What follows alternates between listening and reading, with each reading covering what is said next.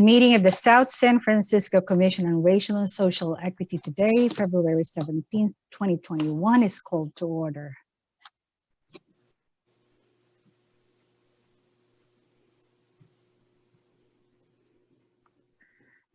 And for those who are joining us who would like simultaneous interpretation in Spanish, kindly follow what you can see in the screen right now.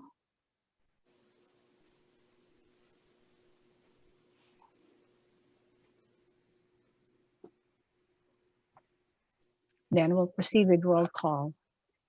Edith Arias. Present. Jeff Asopardi. Present.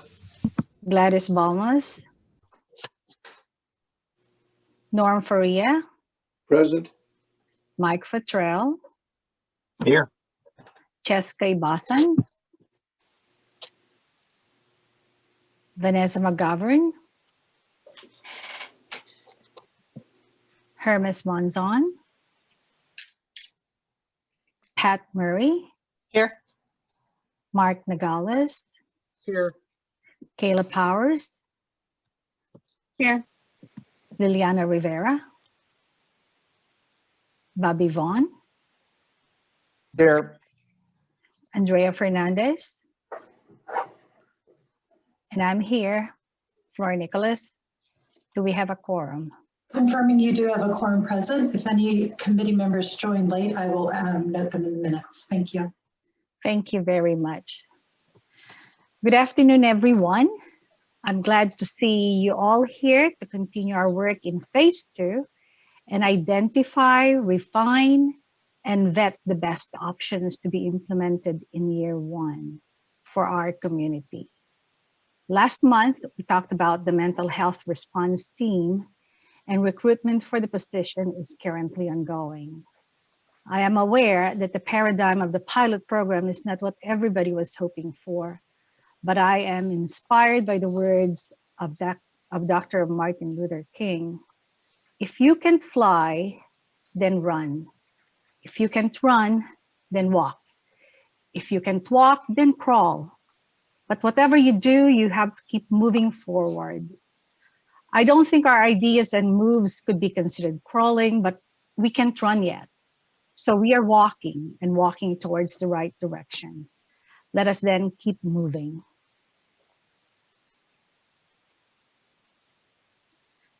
And to those who are celebrating the Lunar New Year, Kung Hei Pat Choi. And may the year of the ox be better than what we have experienced last year.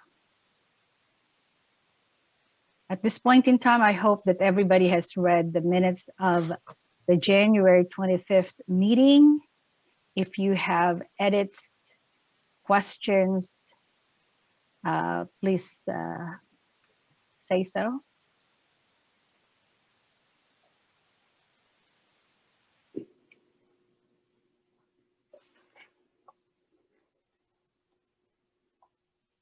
Is this just me or Paige? There's something that's blocking the screen. Oh, is that better? Mine also. Oh, okay, good. Sometimes my laptop is acting up, so okay. I still have a bottom left. A Yeah. little small rectangle. Is that Thank better? you. Yes, that's perfect. Thank you for letting me know. I'm not sure what the problem is, but glad to fix it. And Madam Chair, I make a motion to accept the minutes. Any I'll second? That's been moved by Mike Futrell, seconded by Commissioner Norm Faria, that the minutes of the 25th of January meeting be approved. Roll call. Is it roll call or we just say aye? I can't remember. I'm sorry. It's different from each meeting to another. So we just say, those who are in favor say aye. Aye. Aye. Those who are disapproving say nay. Okay, I don't hear any nays, so I assume this is approved then.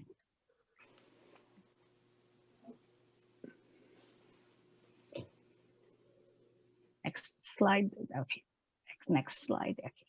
So the goals for today is review updates related to and draft actions for strategies 1.1, 2.2, and 3.3, and identify consideration recommendation for strategies 1.1, 2.2, and 3.3 to ensure focus on racial and social equity.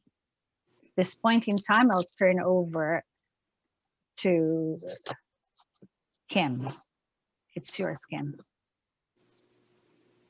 Hi, everybody. Good afternoon. Really happy to be here with you all. So our agenda for today, like every meeting, is pretty full. We have an opportunity to review the strategy 1.1, an overview of the Equity and Inclusion Liaison. We saw the staff report presented as part of our pre-reads. We're going to be looking at strategy 3.3, educational resources to address structural inequities, as well as strategy 2.2, community engagement to strengthen community cohesion. Then we will break into small groups like we have in the past. We're limiting to just a few presenters today so that we'll have an opportunity to get your perspectives in the small groups. Then we'll do a report out and have an opportunity after that for public comment, and then followed by commissioner discussion, and then we'll review next steps. So the group agreements and the guiding principles were developed early on by the commission, and I think you know, the important part of the guiding principles really is to recognize systemic racism and inequities at the forefront of all of the work that we're doing, focusing on action and systems change, supporting learning and innovation, and promoting transparency. So being as open and clear about where we are in each step of the way. So with that, I'll pass it off to Sharon Watts, who is part of the consulting team and the management fellow with City of South San Francisco, to guide us in our reflection question. Good evening, Chair Nicholas, commissioners, and the great community of South San Francisco. This is the third week of Black History Month, in which we celebrate the past, present, and prospective contributions of Black people, not just here in America, but around the world. We use the month of February as a way to empower our young, uplift our ancestors, and educate all that were not privileged to learn of the rich culture, history, and historical contributions of Black people. The contributions made to change history are both individual and collective, not only to address the need for the Black community, but contributions that have enhanced the lives of many. For this evening's grounding exercise, we ask our commissioners to share some examples of how Black people have changed history. And we'll start with Commissioner Powers and invite the rest of the commission to respond. Commissioner Powers. Thanks for that introduction. You actually said a few things already that I thought were important to highlight. But yeah, I mean, it's a hard question because Black people have been creating and changing history since the beginnings of this country and even before that. And, you know, often it's thought that our ideas are a bit radical for the time or too difficult to implement. But, you know, when they do come to fruition, they become common sense. You know, it's hard to imagine our country with slavery again, or with unequal rights for women or people with disabilities, all things that Black people have been advocating for.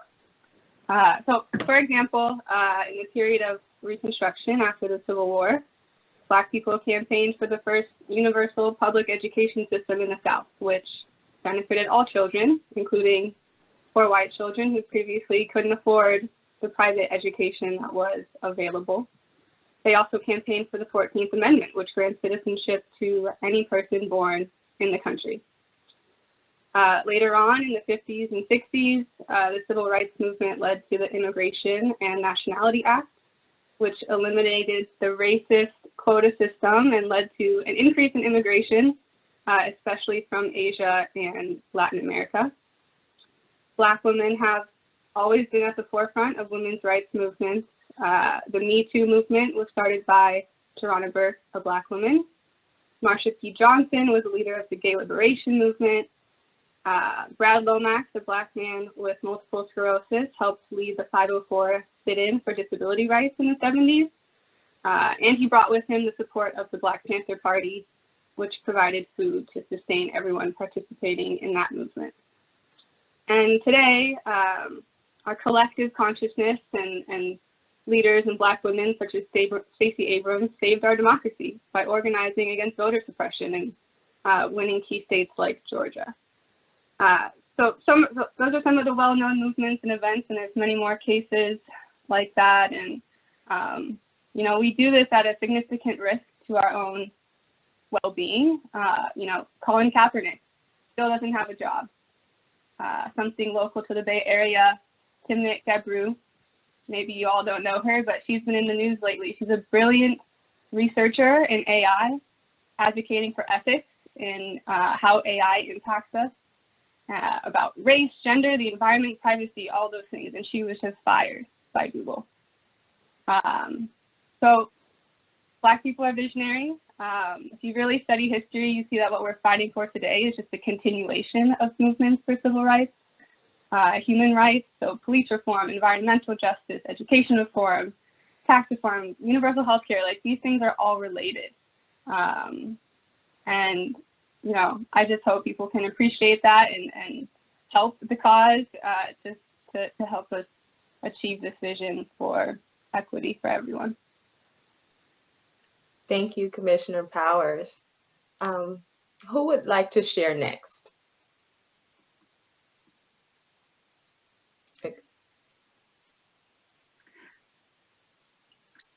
Chair Nicholas. Yes, Nelson Mandela. I think he's one of the persons that I really admire, and I know this is recent history. Well, for me, it's recent history. It was during my lifetime that you know, he fought for people to have equal rights in South Africa, an anti-apartheid movement. Desmond Tutu, who's also a leading figure in that activism. Maya Angelou, and you know, she, because of her colorful and troubling past, in her most famous autobiography, I Know Why the Caged Bird Sings, she has been an inspiration, and she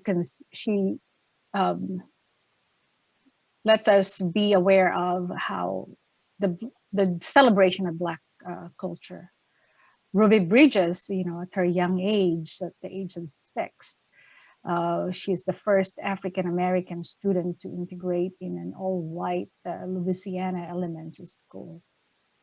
It's just, you know, it hurts me when I envision how she was at 6, that she ate lunch alone and, you know, played with her teacher during recess. That was something. And in 1999, when she established the Ruby Bridges Foundation to promote tolerance and create a change through education. Those are just some of the ones that I can remember. Thank you, Chair Nicholas. Commissioner Vaughn.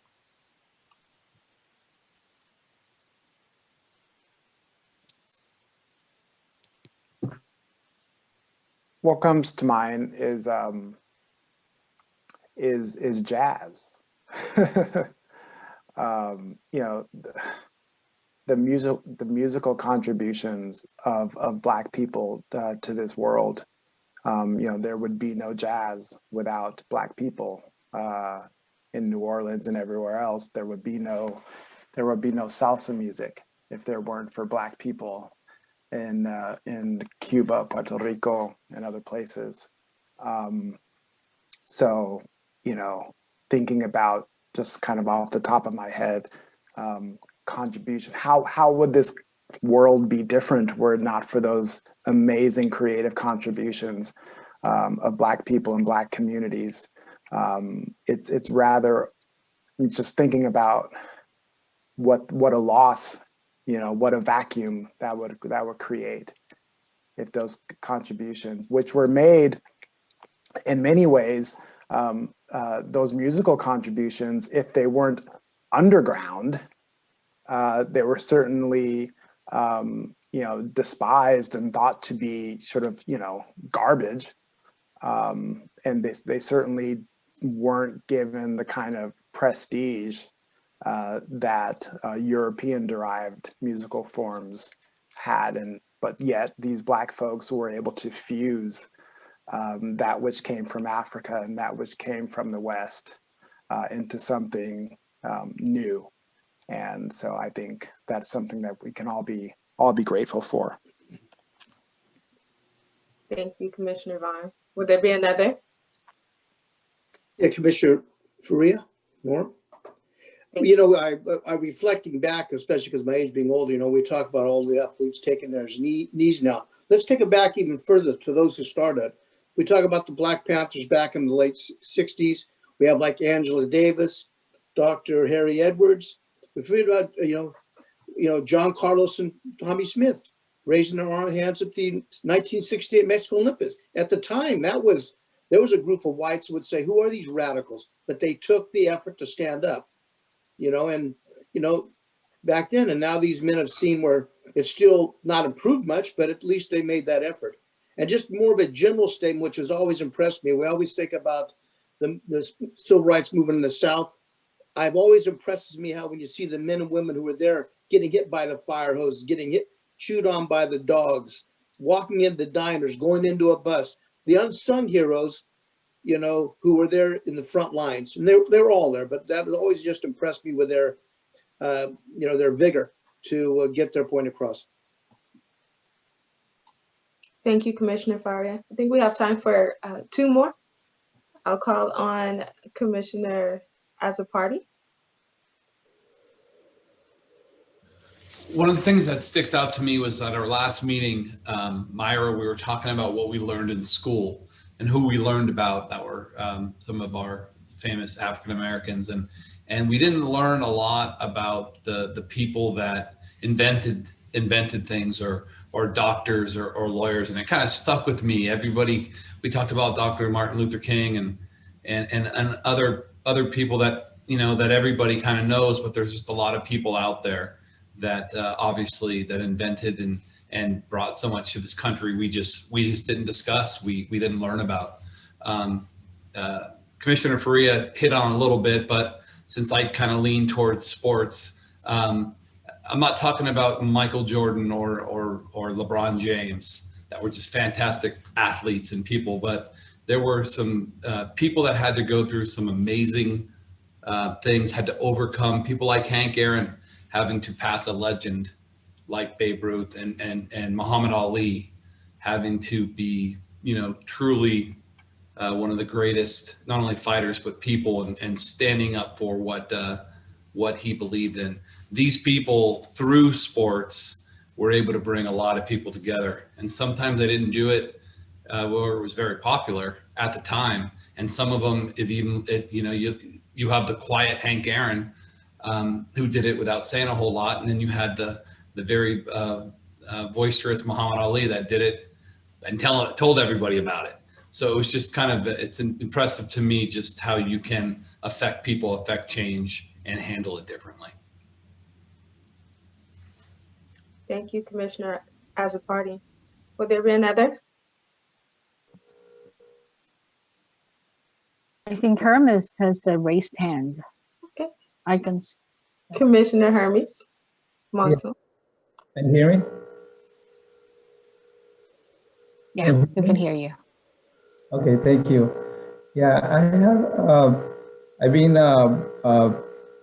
have a experience in Peru, the Black community. Since I remember, where they brought so many contributions to not only the local level, but the whole nation in Peru. Their music, their food, their energy is a good. Is very welcome over there. For example, the music Negroide is a folkloric type of music that is very celebrated. It's very, everybody awaits for that time of the month and the year. And I didn't feel that they're different until I came here. Here, I noticed that the Black community is being looked in a different way. So also, I had experimented. I had a mentor. He had a small aircraft shop in Lima, and I learned that they're pretty talented and successful people. But I just want to highlight it that in a different part of the world, like in Peru, the Black community is just seamless. It's just like no different. Everybody's treat the Black community and like different, same, like there's no problems with colors. I was amazed that here there is a huge gap in a more developed country. And here I met amazing Black people through my, the years that I lived here. Thank you very much, Commissioner Hermes. So I would like to, if there aren't any more to share, I really would like to commend the Commission on its efforts on its journey to advance racial and social equity. And I encourage us all to continue to dig deep in our pursuits to diversity and inclusion and take up the mantle of intellectual labor to learn more about the people, the cultures around us that make such a big difference. Thank you so much for your participation in the grounding exercise. We'll move on.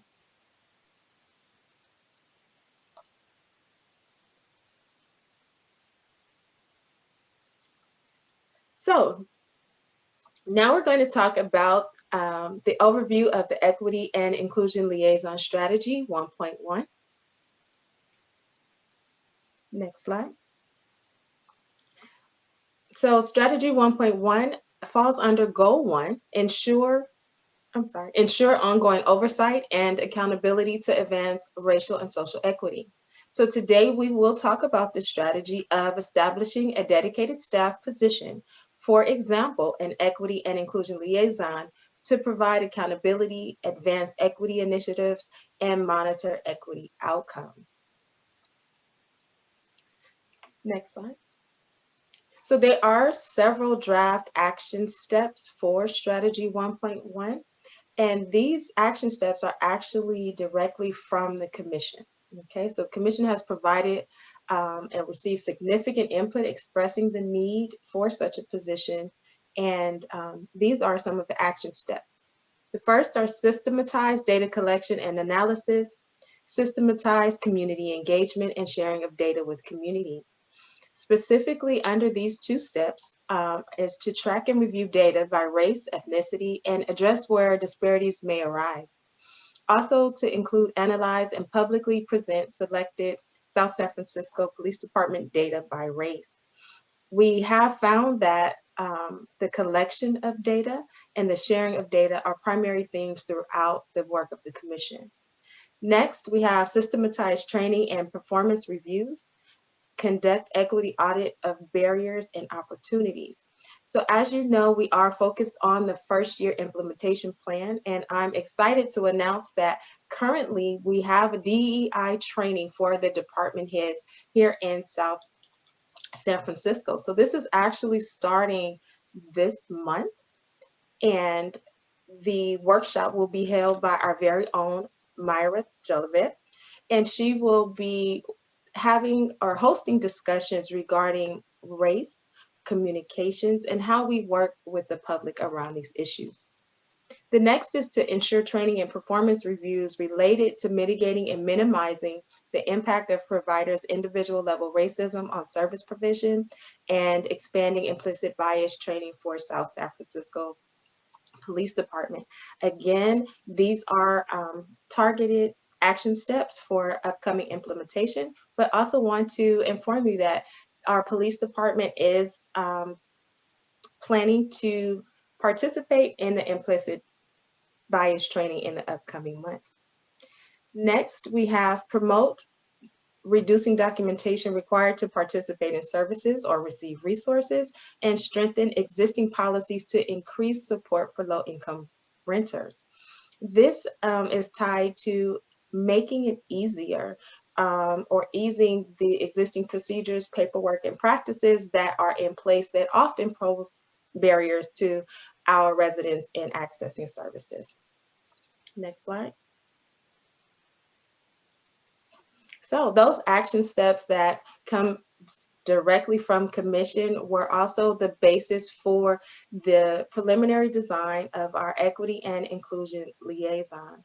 We have identified some responsibilities for this position, which include developing a citywide racial equity action plan and working with city departments to adapt and implement the racial equity action plan.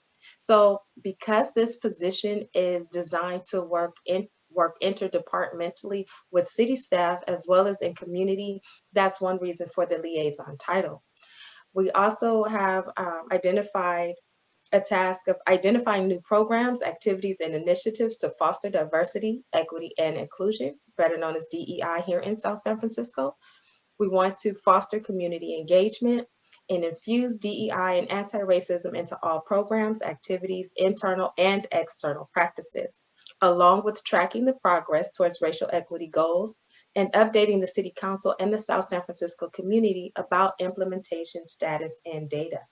So when we think about the Equity and Inclusion Liaison, it has been proposed as a pilot position here in South San Francisco to work along with the Commission to ensure accountability, as well as looking at implementation goals and success of the proposed approaches and strategies. I do have Leah Lockhart, who is the Director of HR here in South San Francisco, and Commissioner Futrell, who can also chime in on some components to the Equity and Inclusion Liaison position. Commissioner Futrell, would you like to start?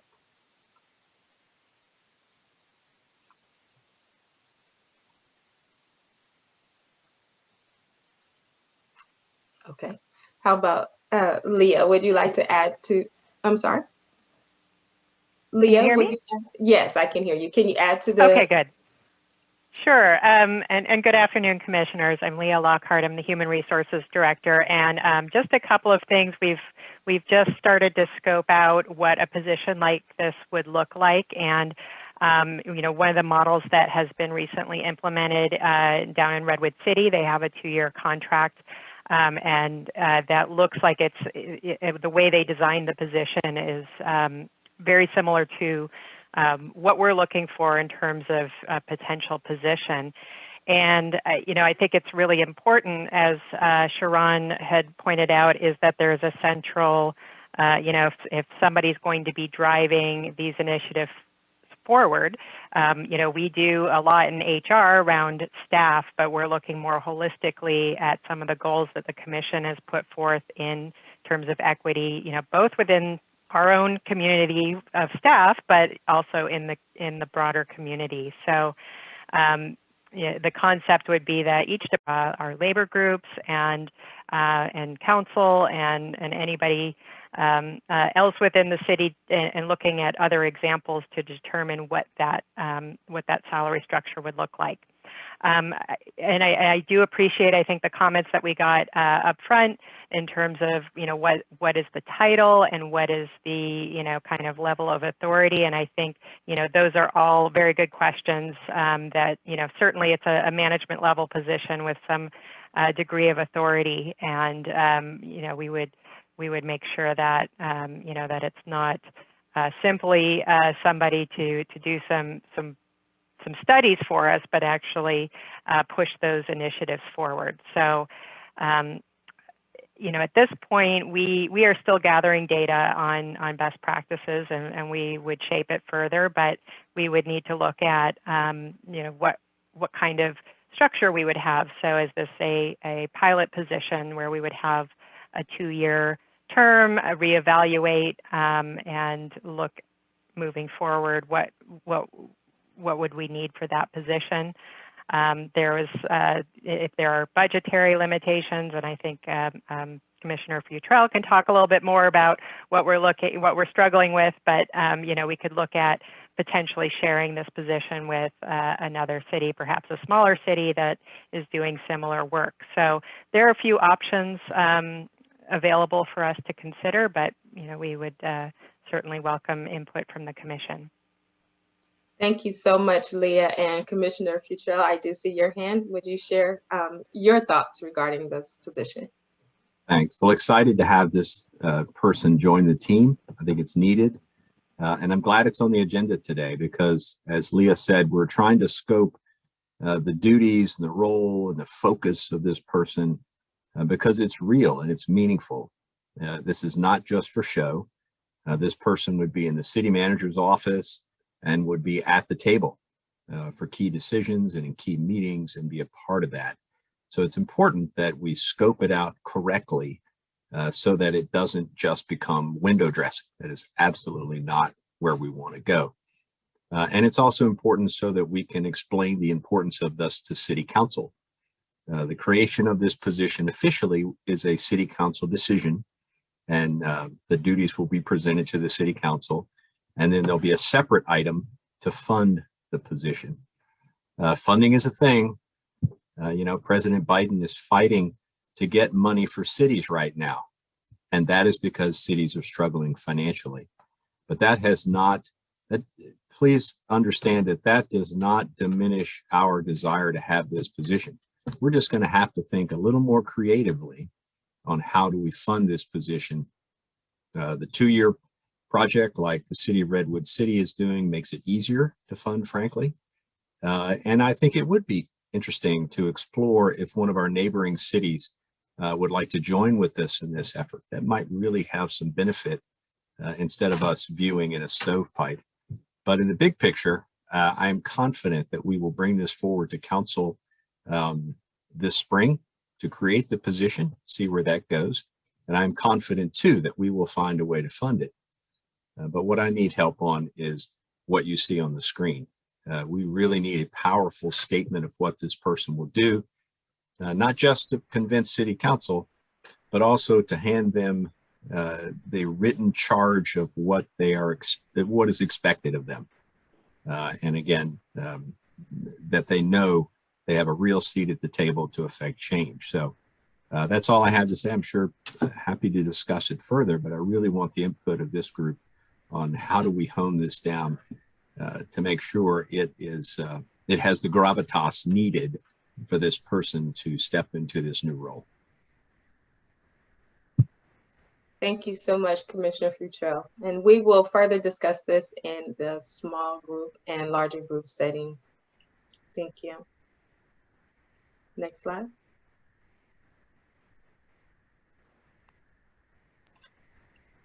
Kim will take over here from here. Thanks, Sharon. Yeah, that's a very exciting presentation about the liaison. So now we're going to talk a little bit strategy 3.3. That strategy, expanding educational resources to address structural inequities, falls within goal 3 to reduce harm of structural inequities by targeting resources to residents of color. As you know, last meeting in January, we addressed strategy 3.1 and strategy 3.2 will be discussed in April. So with that, we will talk a little bit more about strategy 3.3. So strategy 3.3, as you'll recall, the Commission identified 3 buckets of work within this strategy.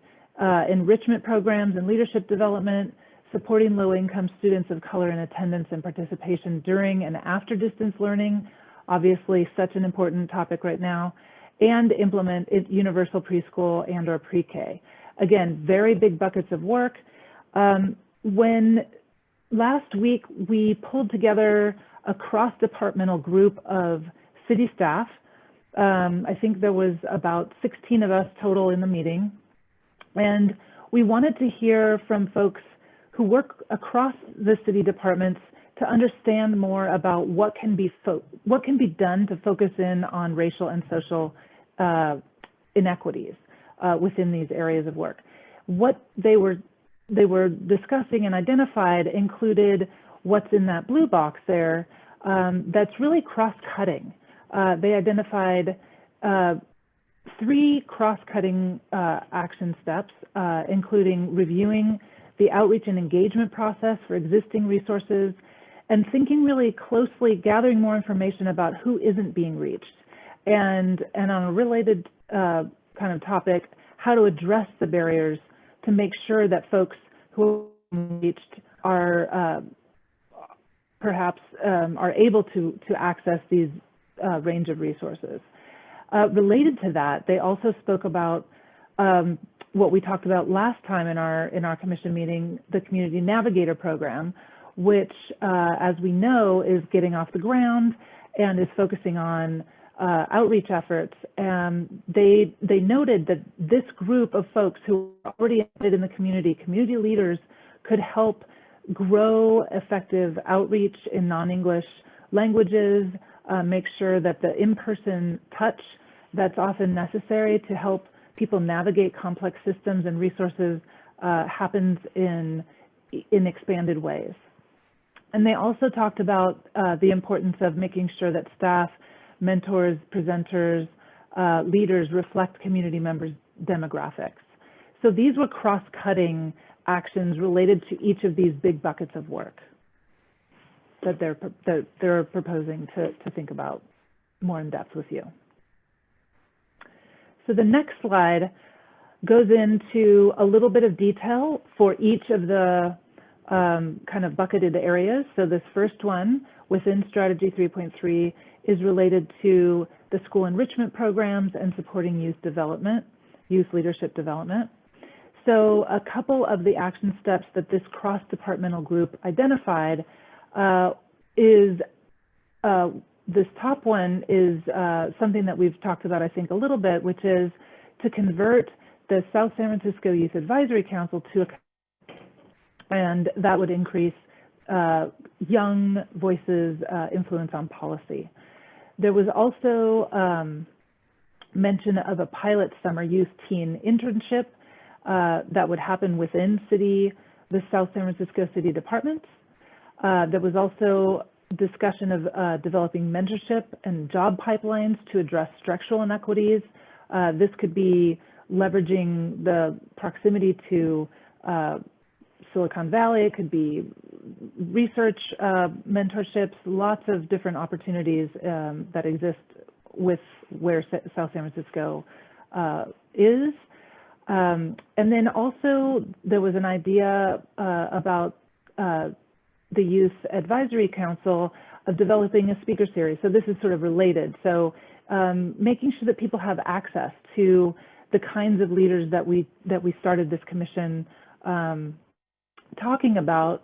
You know, there's many local leaders that if one student could be kind of see themselves in that person, could potentially change the trajectory of the person's life. That's the kind of stories that were being told in that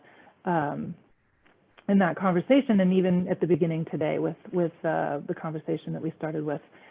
And then finally, how to identify diverse books to people not visiting libraries. So kind of a range of action steps from the big picture to kind of smaller programs, even down to access to books. So quite a range of action steps for this one. For the next area, the next bucket of work, supporting low-income and students of color in attendance during and post-distance learning. So because this particular bucket of work cuts across not just city departments, but also SSF USD. And so one of the things that we were talking about that the group was identifying was the need to have regularly structured meetings between SSF USD leaders and city managers to identify and coordinate proactively different services, identifying perhaps opportunity gaps, and then other ways to reduce inequities. We also talked about the need for a standing agenda item. So often kind of revisiting a agenda item on equity. So in existing meetings, to lift that issue up and make sure that there's accountability over time. So we talked a little bit about that, as well as, again, the need to identify specific resource gaps. We know that South San Francisco has been expanding Wi-Fi access, but perhaps even further, and addressing issues with digital literacy. So we touched on a number of different areas there. And then also just thinking about different ways to engage students, and not just students, but their families who are not currently participating or are connected. Then evaluating what's working, and then thinking about how to maybe modify additional future engagement strategies based on that information. So a number of different strategies for that. And finally,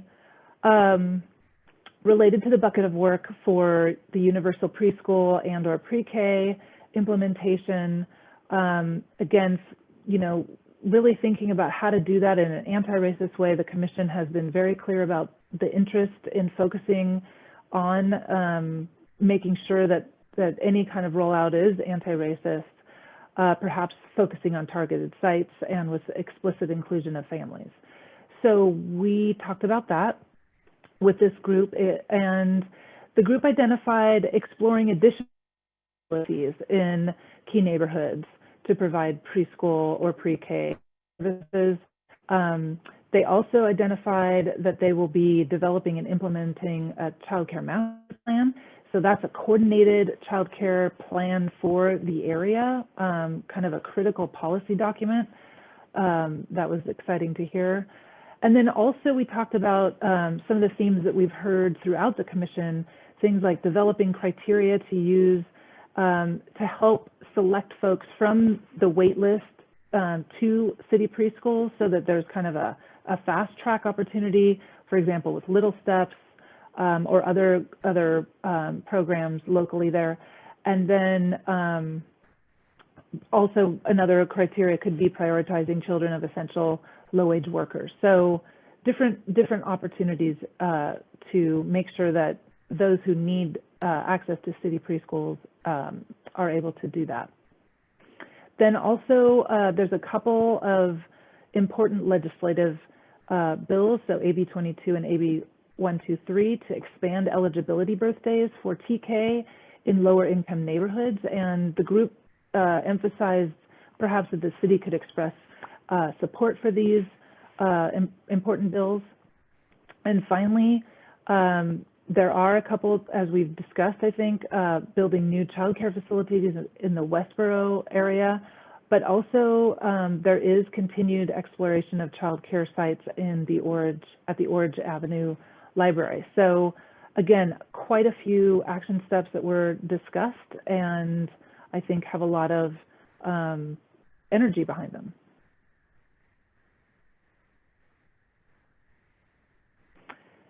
So with that, we also reached out to the Youth Advisory Council, and we have with us today Ethan Mizzi and Cheska Ibasan, and I'd like to invite them to say a few things about their action plan and specifically some recommendations related to Strategy 3.3. Am I good to go? Yeah, thank you so much. First of all, thanks to Sharon for helping us put together this presentation. And yeah, my name is Cheska Ibasan. I am the Commissioner on South San Francisco's Racial and Social Equity on behalf of the Youth Advisory Council. And hi, my name is Ethan, and I am the current chair of the SSF Youth Advisory Council. So because a lot of people don't really know what the Youth Advisory Council is, we made a little introductory slide. So we are a special counsel that was created in 2018 by the then Mayor Pro Tempore Matsumoto to help advise the City Council on issues affecting the youth. And we're currently in the process of working with the City Council and staff on becoming an official City Youth Commission. And we currently have 18 members ranging from 14 to 22 years old, and 2/3 of the Youth Advisory Council are women of color.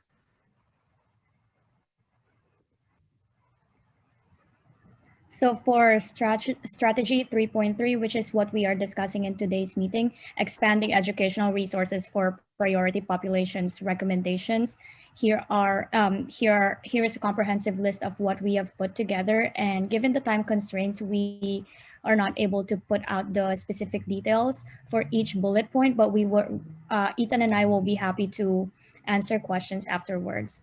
One of our recommendations is accessible mental health resources, such as having social workers and mental health counselors in schools. And then accessible reproductive health resources, like partnering with CORA and the local Planned Parenthood.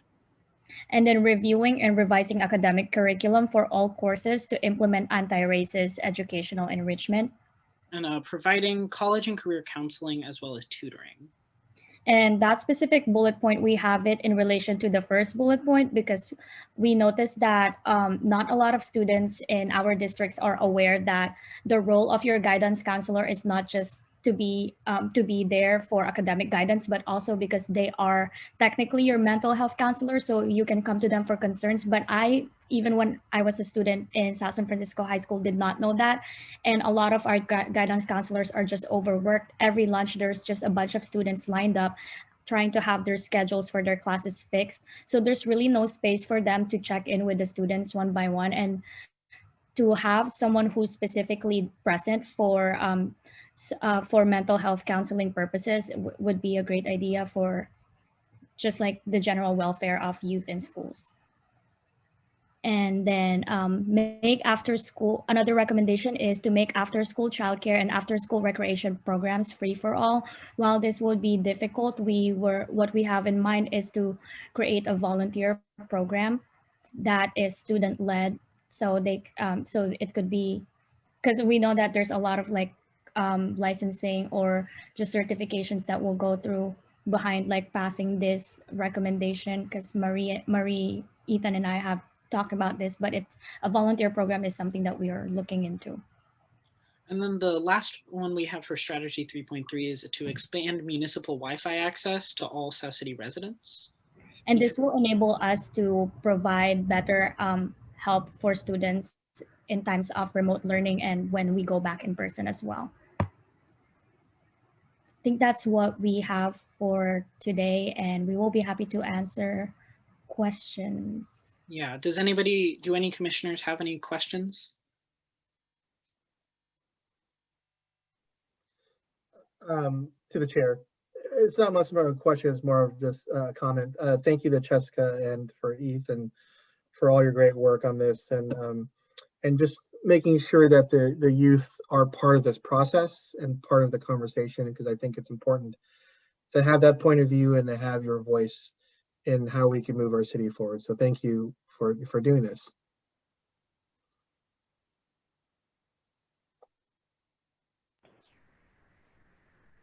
Mike. I see like both you have a Edith and Mike have their hands raised. So I guess I'll unmute first. I'm trying to be a polite member of the committee by raising my hand, but I thank you for this. And I particularly appreciate this list, which has expanded some of our thinking. Some of this looks like a great topic for the City School Liaison Committee, which we're trying to set one of those meetings right now. And then others I would like to know more about, because they do introduce a few topics we haven't yet discussed. Some we're already working on, expand municipal Wi-Fi access. We absolutely are on board with that. We're working in two ways. One, to build out our own city-owned underground broadband infrastructure. So we'll get there with our own ISP and consider that as part of basic utilities like water or sewer. Because of this age, that's really what it is. But in the short term, council has recently appropriated funds to give away 700 laptops, 700 hotspots for free for those that currently are in need of that. So we're working in that direction and absolutely agree. But I believe Chair Nicholas, you're on the school subcommittee. No, I think it's okay. Mark Not and Mark Nogales. Yeah, It's the mayor and Okay. myself. I gotcha. So we should take some of this and continue the conversation in that venue as well as this venue. Great. I see also Edith has her hand raised. Yes, thank you. Well, first of all, I really wanted to commend, you know, the youth for being here and presenting to us. I think this is a one of the things that catches my attention is the membership. You know, having 18 members, I would be delighted to see that, you know, that grows and that, you know, that we promote, if possible, to have more youth involved. Being part of a parent group, I hear constantly students in South San Francisco High School specifically looking for volunteering opportunities, you know, so that I would be very happy to try to see how we can connect that part, you know, with them being part of what you're doing. My other comment is about your, you know, the bullet points. It's the information I think it's really on point. And as I was reading and you were presenting, I think about like several maybe programs or other organizations that might be in the city that might want to, you know, we might all have like the same goal in mind.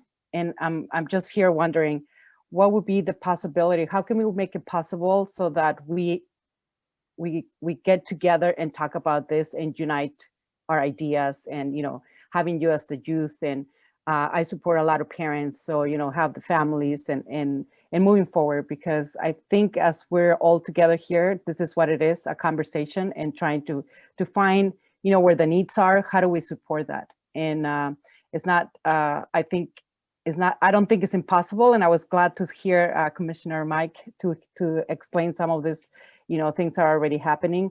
But when you talk about like partnering with Cora and Planned Parenthood and other organizations around us, those are resources that we have around us, you know, in the county, maybe in the city. But again, I like to see or hear how we can, you know, not just come and maybe, you know, some of us have the ideas, but how do we get behind the commission and also keep working towards, you know, the same goals?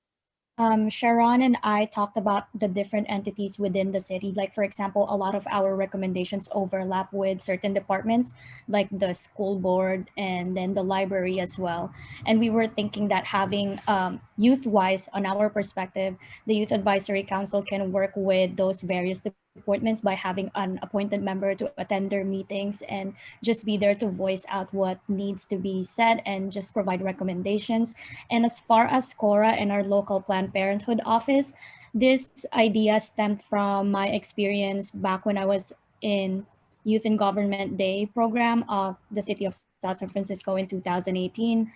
I remember we had a day wherein we were kind of debriefing the budget that we were going to be allocating for certain nonprofit organizations within the city, such as John's Closet, Cora, and the local Planned Parenthood office, as mentioned. And I don't specifically remember what that meeting is. It's a community development block grants. That's yes, a CDBG. Yeah, I knew it started with a letter B, the block grants. We were, I think the basis on how they were given the grants, whether it was increased, decreased, or remained the same, is based on their performance, their need as well. And what I noticed during the presentation for the city council meeting during that night is that the people who were presenting said something like, oh, this is what we've done throughout the year. And it's a generalized report of their progress, but there's really nothing, there's no data-driven report that's centered towards the youth only. Like, for example, the Cora just reported about how many women they were able to accommodate from the previous fiscal year that they were given the grant that they had.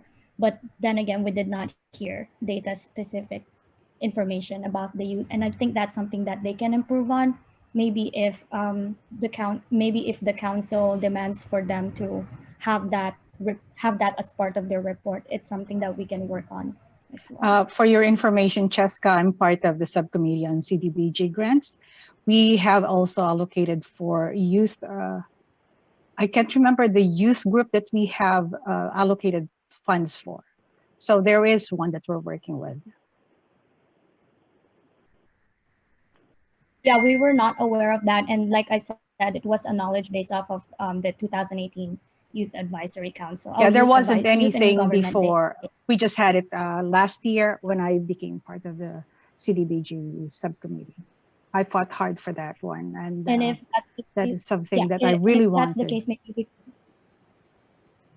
and if that's the case, then maybe we could improve outreach on that as well, so people know more about it, and people can utilize it as a resource. Ethan, do you have anything to add to that? Not necessarily to that discussion with the CBD grants. Oh no, Sharon, go. Cheska and Ethan, thank you so much. I think Commissioner Pat Murray wanted to add. Oh yeah, she has her hand raised. That's Pat? okay. That's okay. I want to thank Cheska and Ethan. This is a very good list. We are partnering with Cora in the school district right now. They've had some focus groups with some of our student leaders in our student leadership classes. But Ethan has reached out to the school district to see where we could partner, which I thought was, pretty amazing. I think that we're in the process of putting together a leadership group or an advisory committee of students that might not necessarily come to the table. And Jefferson High School District has one, and we're kind of trying to bring that to South San Francisco. And I think that group and the Youth Advisory Commissions, maybe at some point, will be able to do great things and provide some really important information for the school board. So I want to thank the Youth Advisory Committee. By the way, I like your little logo there. It's cool. And I wanted to thank Ethan for reaching out to the school board and superintendent. Just a quick shout out. Our logo was designed by one of our members. She hand drew it. Her name is Mika. So. Yeah, I think she's a sophomore or junior at El Camino. El Camino, yeah. Well, and you two are kids, our students from El Camino. And Cheska, what school did you go to? I went to South San Francisco High School, then Skyline, and now I go to UC Berkeley. Nice. So, so our kids are pretty great. Thanks, guys. Thank you again, Cheska and Ethan, for your wonderful and thoughtful presentation. And we look forward to hearing more through our discussions that we'll have later on this evening. Thanks for your help, Sharon. Yeah, thank you, Sharon. You're very welcome. So next we'll talk about the overview of community engagement to support community cohesion. This is strategy 2.2. Next slide. So goal 2, to reduce harm of structural racism in the criminal justice system by reimagining public safety. As was mentioned earlier, we covered strategy 2.1, create a response team for mental health crisis, substance use, and homelessness, focused on conflict management, de-escalation, and linking people to supportive services. So it's happening before the year 1 implementation, which is really exciting. Today, we'll discuss strategy 2.2, strengthening community cohesion, specifically to build cross-cultural trust, especially with residents of color and low-income residents. Later in March, we will touch strategy 2.3, expanding community-based public safety approaches, and strategy 2.4, establish a community safety advisory board. So you have a lot to look forward to in the upcoming months. So let's look at strategy 2.2. Currently, We have the CERT program, which is the Community Emergency Response Team training that takes place here in South San Francisco. And we wanted to just highlight what they've already done or what they do on a regular basis. And due to COVID, we recognize that there have been limits to hosting the engagement opportunities that would go out to community. The last CERT training was about a year and a half ago, pre-COVID. However, CERT trainings are ongoing with this existing staff. What's being proposed is that the South San Francisco CERT team will build out Spanish language relationships with the faith community to engage community members. So currently they're building out a program with our Latinx communities and our churches to do a catch and release, which is a sharing of the CERT training and the information, whereas the community can take it back to their individual families and groups regarding the safety measures offered through the CERT training. Also, we have some identified action steps, which is to target the SSF CERT offerings in specific South San Francisco neighborhoods. And what I found out in talking to Ken Anderson, who I believe is on the call tonight, is that FEMA has produced training materials in multiple languages that will be accessible and usable for training our multilingual communities here in South San Francisco. So some tangible action items for implementation just include identifying funding and resources for a teen CERT program. So that's utilizing South San Francisco Unified School District staff to implement and support our CERT workers in offering a teen training. Also to implement workplace CERT training with a focus on utilizing our identified bilingual staff to promote and support CERT teams in recruitment and information sharing. So as you can see, this ties right back into our Community Navigator program, just really having a flow of continued services to our bilingual communities and using our bilingual staff to make sure that we are engaging our community. Next slide. Oh, I'm sorry. Before we move on, I also want to highlight that a part of strengthening community cohesion through community engagement also includes our South San Francisco Police Department. And I wanted to just highlight that they have been busy engaging community continuously through COVID. There are some activities that have taken place. They've supported the local food drives, our testing sites. They've assisted in supporting families in need by providing clothing, bicycles, money, anything that they've noticed during the routine calls. So let's not forget the ongoing work that is happening during COVID that works to keep communities together during such a challenging time. Next slide.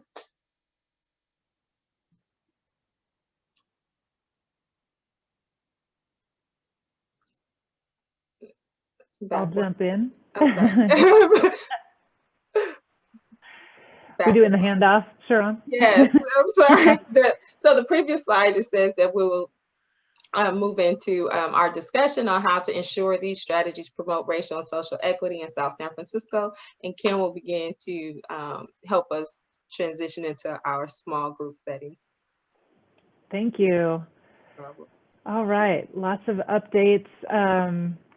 So now we wanted to take all of this information that we just heard, which is quite a lot, and have an opportunity to focus on each of the strategy areas, so 1.1, 2.2, and 3.3, and we have a couple different questions for each of those strategies.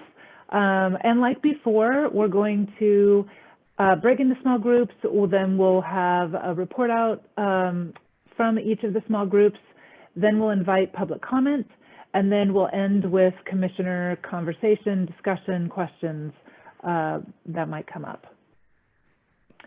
All right, so I think we're...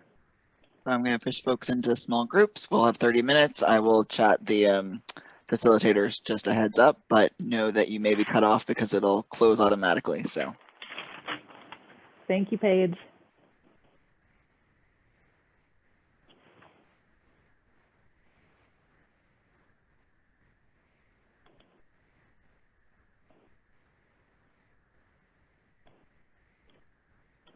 All right. Hi, small group. How are we doing? Hanging in there? Good? Good. Taking it all in? Great. Lots of information. I'm just, it's pretty impressive, actually. Lots of updates, lots of, I think, thoughtful engagement with the commission priorities from what I can see. So very exciting. I think, let's see, as we're getting started, just to situate ourselves here, we wanted to start with strategy point 1. We have about, I guess, 10 minutes, 15 maybe max, but we want to all go through each of the strategies. And with a kickoff, I think as we heard from the commissioners and from Sharon, we've got a draft set of job responsibilities and action steps that already came from the commission. So we wanted to make sure that we're presenting the recommendations from the commission, focusing on those job responsibilities that are most important.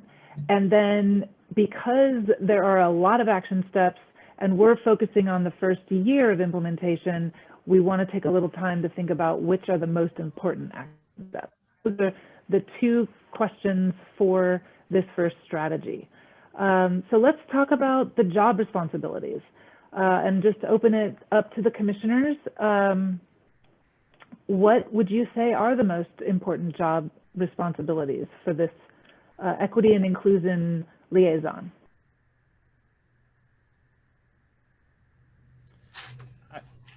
Can I go? Can you hear me? Yes. We can. Okay.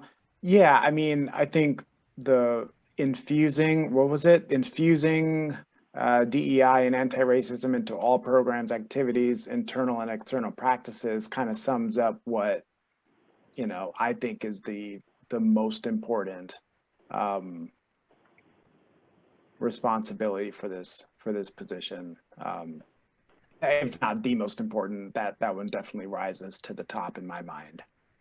Mm-hmm. Do others agree with that? What do you all think?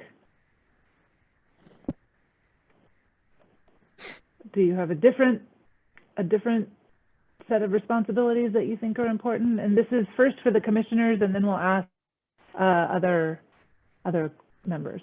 Well, let me just say, I had a hand in writing this, so I'm obviously not going to criticize what that says, but I do need to make sure that we're hitting the mark. So I like Bobby's comments very much. And that last one, tracking progress, I do think it's important that we find a way to do that, but I'm struggling on what metrics really we would look at to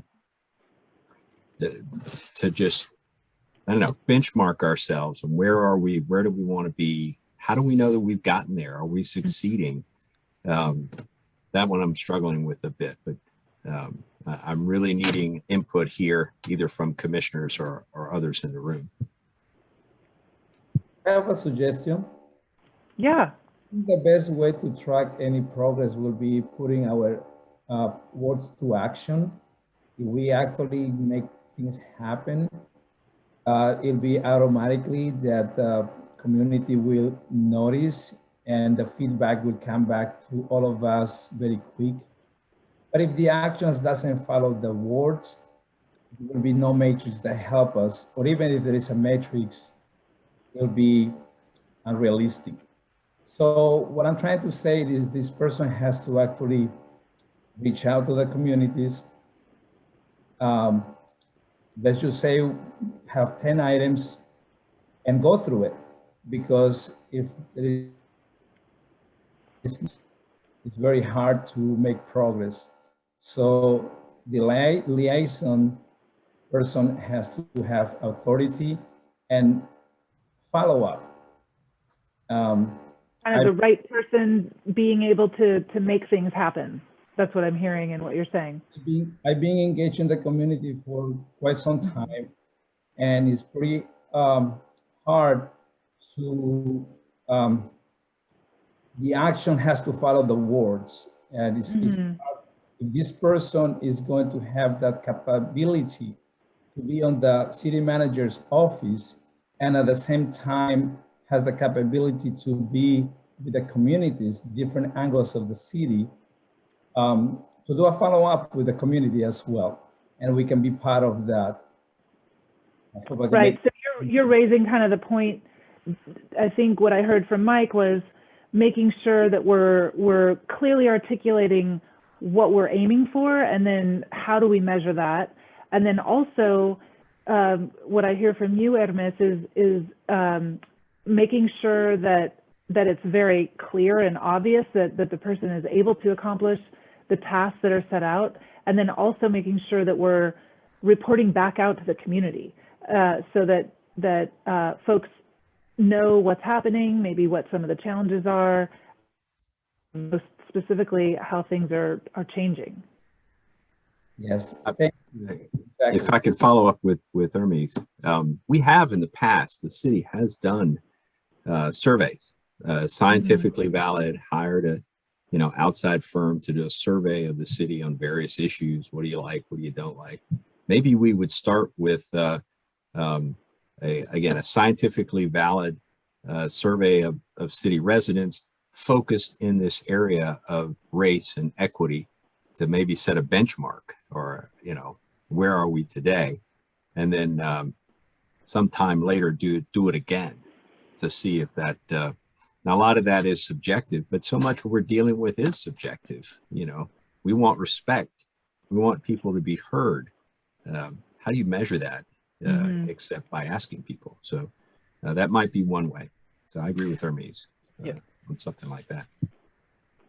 I also think that in terms of the measurement, and the tracking, that this position would need to elicit, so the individual departments, at least as I see it, the individual or the departments, agencies, parts of the city, departments would be integral in identifying what they see as measurables in their own areas, right? So I see this position as sort of, rather than kind of coming up with a whole bunch of initiatives, going to the departments and saying, look, we have a global charge in the city to create equity and inclusion.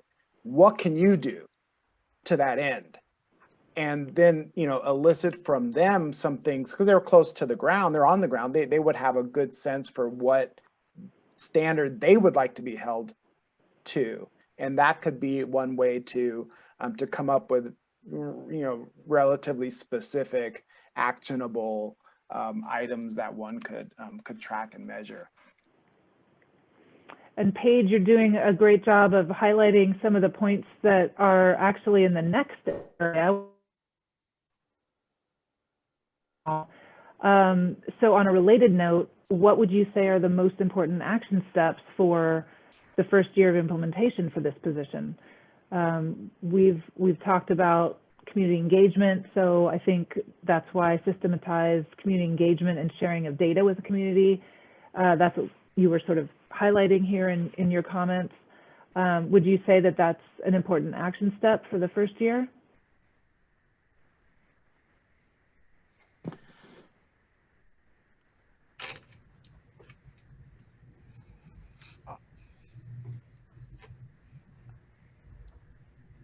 I have a thought. Yeah.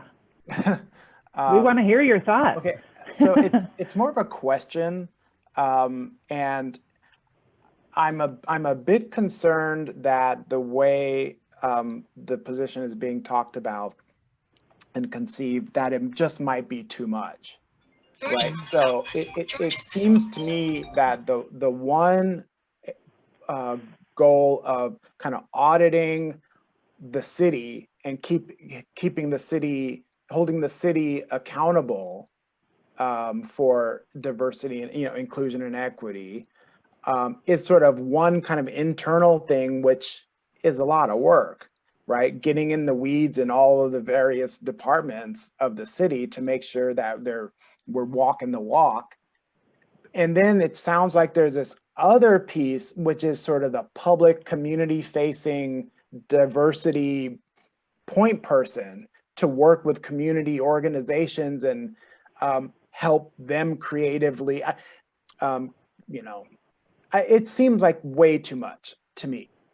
Or I'm having a difficult time understanding whether this position is a kind of like a almost what Hermes seems to be envisioning, a really hands-on in the community. I'm the diversity person, or is it really kind of an internal?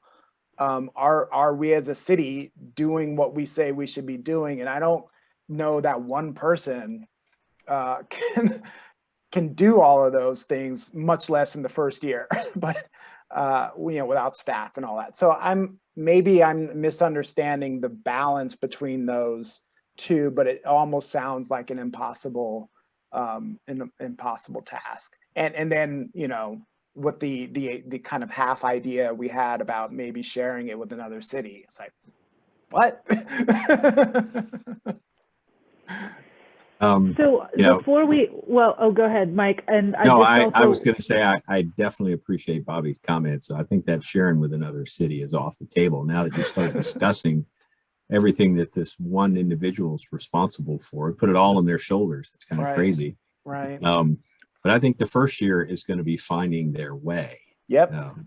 And really not setting, expectations, but just be prepared. The first year is going to be massaging a new position into the team. There's a lot of internal relationships that will help to be built and trust within the departments before they can really start some of this meaningful work. They're not just going to be able to bowl in there. So, that doesn't really make this any easier. But I certainly hear what Bobby is saying, and we just need to be sensitive to that. And before we move to the next topic, Cheska, did you want to say anything on either the job responsibilities that are most important for this position, or which action steps you think are important? I was just going to second what Commissioner Bobby Vaughn mentioned. I do think that this position requires someone to get to know almost everyone in each department, because you cannot really foster equity and inclusion unless you know who you're working with. I don't know. Also, just like bouncing off what Commissioner Mike Futrell have mentioned about that as well. I think it is possible, although it would require a lot of that person who's partaking that position. Mm-hmm. So kind of finding your way, building trust, understanding kind of how the system works, and then kind of moving out from there. And Sharon, it looked like you wanted to add something. Right, just that it's quite unusual to add a new position that we've never had before. So typically, many of our positions are quite well defined, and there's a lot of history, and you have your predecessor and your colleagues to kind of inform what you're doing moving forward. I think if I were this person stepping into this role, and I'm sure Mike's done more research on this than I have, but there are other cities that have this role. And so I'd want to network with those folks. I understand, I think Redwood City just hired someone. So what is the industry standard, or like, what are some other good ideas? What are people doing in this area? And then I know it sounds quite overwhelming, like there's so much to do, but a lot of this work I believe is already happening in the city. And it may not be as coordinated and as collaborative as we would like it to be, but every single department has really excellent people wanting to do really great work. So I think if you leverage those people and just kind of help guide it, or it might be more doable. And then you have your professional network. I mean, each of us in our fields, if it's Park and Rec or the library or Public Works, we have other professionals that we interact with and we get good ideas from. And so, again, I'm kind of repeating myself, but I think this person would have to seek out those other professionals to work with and leverage with some of the good things that are already happening in the city. And I think it's also everyone's responsibility to fulfill the roles outlined in this slide. So I just, That's a great kind of ending comment for this strategy. Kind of just, we're in this together, and identifying what is already happening. How do we create metrics to continue to really expand the work, coordinate the work, and make sure that the responsibility is shared. So appreciate those comments. All right, so I think we're about ready to move to the next strategy. And technically, I'm not supposed to have other folks speak than commissioners, but because of a new position, Valerie, you have your hand up. I kind of feel like I really want to hear what you have to say. So thank you Sharon, for all you said, but I wanted to say, I've been thinking, I think that the community navigator coordinator will be a really, really good resource, and that link perhaps to this new person to community. Great. It's a great nexus between city departments and the new position. I also wanted to say that I see that list there, and I see a lot of it just kind of rolling up to that #1 citywide equity plan. There's a lot of work to be done before we get to that first one on the slide. And that's what I wanted to say. Yeah, thank you. Yeah. Well, thank you. And actually, this next strategy, as you know, because you were in the meeting, helped identify these cross-cutting components to the big buckets of work. So just to orient ourselves to this slide again, as you remember, this is the big strategy, educational resources to address structural inequities, and then the blue headers are the buckets of work. So enrichment programs and leadership development, support low income and students of color in attendance, and then implement universal preschool. And as you remember, in this cross-departmental meeting, there were 3 different cross-cutting steps that the group felt were really important. And one of them, as you just mentioned, Valerie, is leveraging the Navigator program to conduct outreach, that middle dot there. And then also, you know, kind of a constant review and updating of the outreach and engagement process to make sure that, as we've heard in a number of different meetings, you know, over and over again, and actually I think Cheska and Ethan just mentioned this, again, just resources exist that people don't know they can access. And that is kind of an important, critical starting point. So again, just thinking about those cross-cutting actions that are really important for all of these areas of work. And then finally, ensuring that staff, mentors, and presenters are diverse and reflect the diverse folks of South San Francisco. So here we wanted to focus on which 2 or 3 action steps are most important for the first year of implementation, and then we'll go into considerations.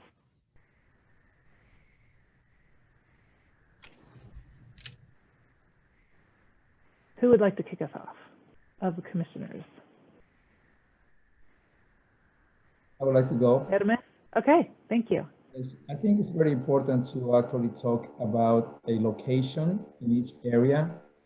For example, in Old Town area where I'm very familiar, we need to secure an area where we can, where this person can, you know,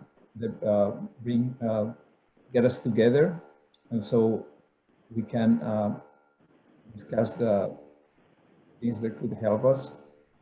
But if we need to secure an area, a location, a physical location, and hopefully we start getting together after this pandemic.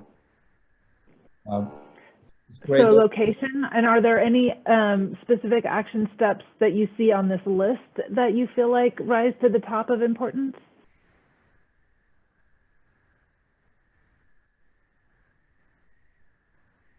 I missed it. Okay, I guess my comment was. Well, so you were mentioning just the importance of having a central location to make sure that people know of resources. So that's one important step, right? And did you want to add anything else, Hermes, before we go to the next commissioner? Go ahead. Okay. Commissioner Mike. Hey, thanks. Just follow up with Hermes. I do agree that in the downtown, in Old Town, we need to look for a location for expanded pre-K, for example, on the educational front. That matters a lot, and I think we should put some emphasis on that. But the one on here that I know we do need is this regular systematic meeting with between the city and the school district. It really happens just catch as catch can. And why it doesn't happen, I understand. Everybody's busy. I'm busy. Superintendent's busy. And we barely have enough time to meet with our own staff, much less regularly collaborate. But in the past, there has not been great, there just haven't been great relationships between the city council and the school board, and that has led to not great communication between the staffs. It's better. I mean, when I first got here, the school board and the council fought regularly. At least they don't fight in open anymore. That's something. But we really need to tie more closely what's happening in the school system with the city for our own benefits. Sometimes neither one of us know what the other is doing. So, right, so coordination, both maybe with regularly structured meetings and also agenda items that make sure that at those meetings we're focusing on addressing racial and social inequities in a coordinated way. Sounds like. That and other things. And part of it is just if we could have some unstructured time too, just to talk about ideas and goals and see where they overlap.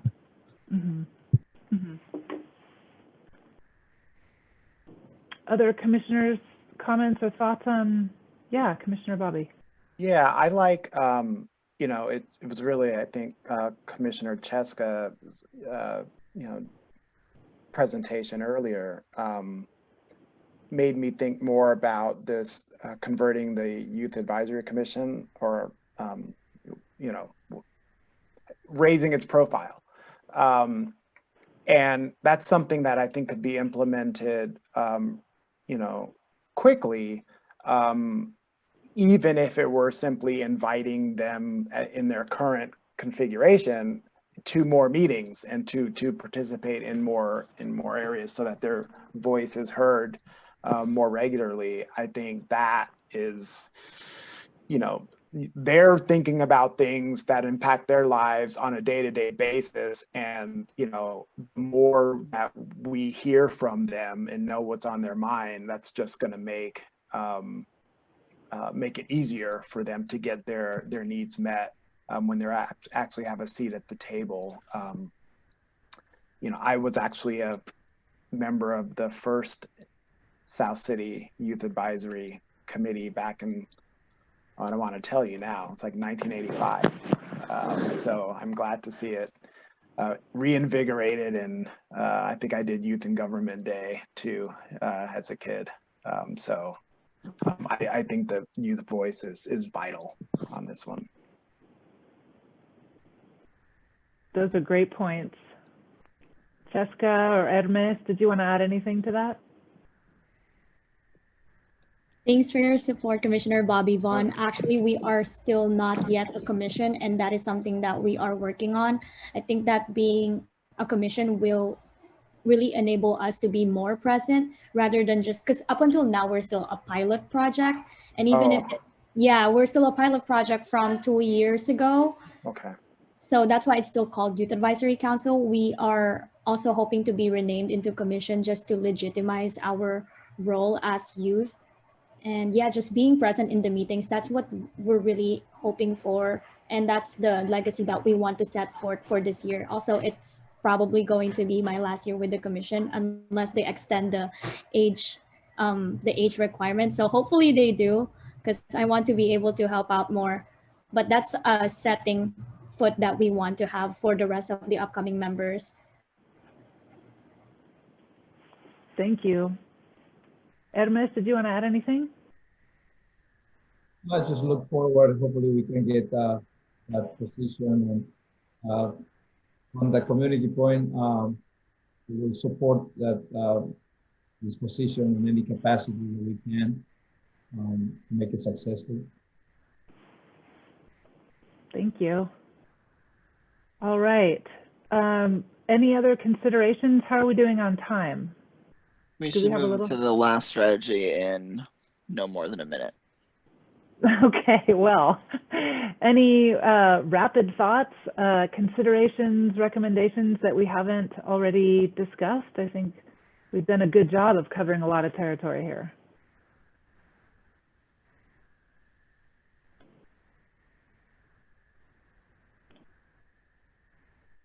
Can I just say a little bit of the topic? From the public? I just want to pick up Mike Kutrell. If you can update us a little bit on where we are standing with the community center in the Old Town area, if I can, please. Well, we might have to take that offline if you don't mind. It's just that we have such limited time, and since that's not, I don't know if you have a quick response, Mike, or if it's better really to take that offline. I'll say we're focused on pre-K right now in the downtown area, and delivering that is one of the strategies here. We can continue the conversation of a community center. Part of that is understanding what will happen inside the walls. I'd really like to focus on the programming and the services to be delivered, and then we can figure out a place, a building that goes for the community center. But I will say a pre-K to meet that acute need is right now considered a bit of a higher priority, but we can continue the conversation.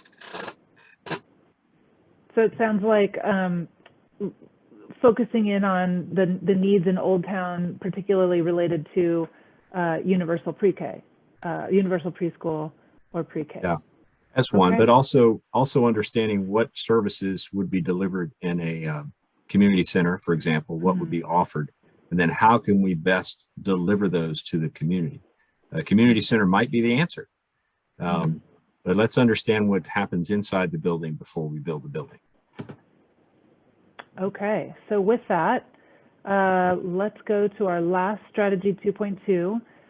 So wanted to just take a little bit of time thinking about the CERT program, and wanted to ask you about recommendations you have to ensure racial and social equity related to this particular program.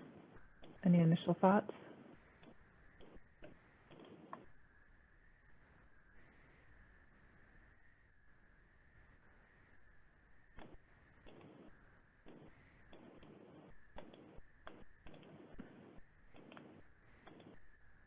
Have any hands? There we go. I'll kick it off. I mean, the CERT team is awesome, but I think it's just one example as we're trying to see what can we do. So I don't know that we need to, be focused specifically on the CERT team, but are there other activities that we can do to meet the goal of strengthening community engagement? That would be great too. Right, so the CERT is kind of an example. This is one of those strategies where, just to say it again, some of the strategies are more kind of developed in all of their aspects and moving forward. This one already exists, so this is more of an expansion and a focus on racial and social equity specifically to make sure that the program really highlights the needs there. And then in addition, there could be many other, probably will be many other opportunities to strengthen cohesion through community engagement. Yeah, Commissioner Hermes. Back in 2015, I had the opportunity to participate on the Police Academy. I found that very interesting. I had a different thoughts about some experience that I had in the past, but this engagement was very positive. There were a lot of positive. I think we're going to get kicked into the larger group. So we'll just take that, and Paige, you're muted. Thank you so much. Sorry, I tried to give folks a 2-second notice and failed because I was muted. Apologies. I like the movement, though. I think that worked. You know, we're moving into the next group. Okay, so lots of small group conversation. Let's see. So in terms of report outs, who would like to go first? Sharon, Nayeli, Myra.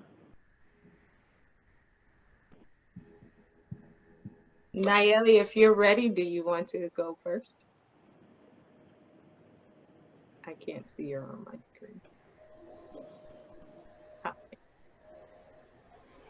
Here I am, Sharon. I'm actually running 2 computer stations at the same time. Do you mind doing the quick report? I can just send you the my notes. Well, I can go if you guys. Okay. Go ahead, Myra. Let me get. Yeah, I could. It'll be a bumpy ride, but I think I can get this going. All right, and thank goodness Lisa helped so much with the slides. But I don't know if we're able to see her screen because she put notes on there. If not, I'm okay. I don't know that we can get those for right now. Okay, that's all right. Just let me see. Lisa, if you're available, you can. I just let you should be able to now. Oh, okay. Lisa, do you want to share?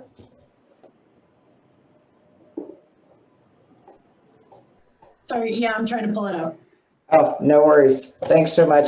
Well, you know, we had a really good discussion about each of these. We went all the way through. And when we start with the Equity and Inclusion Liaison Officer, a lot of what Mike said was reiterated in that we have to be mindful of you know, regular cynicism of, is this just a, you know, a thing that's superficial? Will the person be able to navigate through the city system? And so some of the important call outs were obviously community engagement was a big one, developing an equity action plan to definitely work towards, you know, goals. You know, approach it like any other operational challenge or work, you know, where you have very significant goals. And also to make sure the city department heads are well aware of this person, whomever is selected, so that they can kind of open doors so that the person can actually function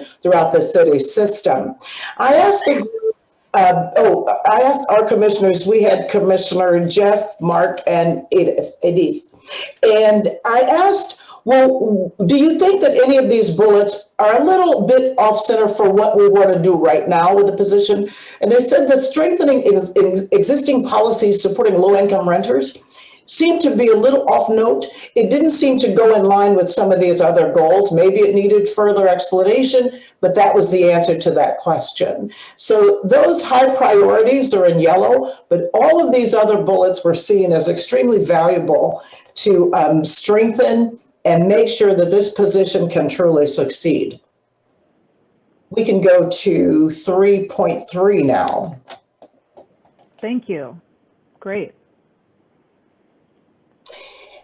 Okay, the consensus about the bullets on this slide was that it's a successful representation of taking children from possibly disenfranchised communities from pre-K all the way to high school and their stages of development. Because what you have here is paying attention to the fact that there needs to be childcare in some form or fashion. It helps to inform parents' ability to work. It also builds that foundation for the rest of education. And so maybe to infuse that with really focusing on affordability and accessibility, that's the high priority. The program, as one commissioner put it, you're a victim of your own success. The program is so wonderful in South San Francisco that you have a huge waiting list. So, you know, it's a good problem to have, but it's still a problem, and it's something that needs to be addressed. props all the way to YAC, because these young people are impressive and amazing. And whatever can happen with them to fully integrate them more into systems and give them more exposure into protocol, into processes, and that kind of thing. You're looking at your future leaders, basically, I'll tell you that. The mentorship pipeline is one that is very important and ranks high, because let's face it, it's all about networking in life, and to bring networking ability to these young people is going to pay off as well as any of the other things on that slide. And identify new ways to pilot these programs and take advantage of volunteering. You know, make volunteering a thing, more of a thing. You know, it's already there, but give it some more cachet. Give volunteering that special thing that, wow, I got to do that, you know, among the parents and the people in the communities. So that's where that particular slide came in. And what I'll do after I give the overview of the last one, I'll yield to the floor so the commissioners can add to anything that I forgot about. Now with strategy 2.2, some great ideas here of, they're obvious, but they need to be said. Address language barriers. Let's face it, you can make the best program, the best projects, but if nobody understands what you're doing, it doesn't go anywhere. So that's something that has to be constantly put on the table. And expanding concepts like promotores, you know, programs where you have people who can be, you know, we learned from Commissioner Eddie, a new term, cultural brokers. So I may look like a community I'm going into, so I have somewhat of some equity, somewhat of some trust. When I take the time to build that relationship, then I can bring somebody in who doesn't look like me because I've built that bridge. And so that concept really helps with the cohesion, the community engagement. I asked the commissioners, what does trust look like? What does bonding look like? And Commissioner Jeff said, it's relationships built over time consistently. It's not showing up one day and we don't see you for a year. It's putting in the time and really making the investment. And obviously expanding community events. I call those touch points. You know, those are other things to build relationships around. So I thought, you know, obviously we had a great group with some wonderful suggestions. And if any of the commissioners would like to add to that summary, I'll go ahead and be quiet now. That was great. That you covered a lot of territory. Thank you. Anybody want to add?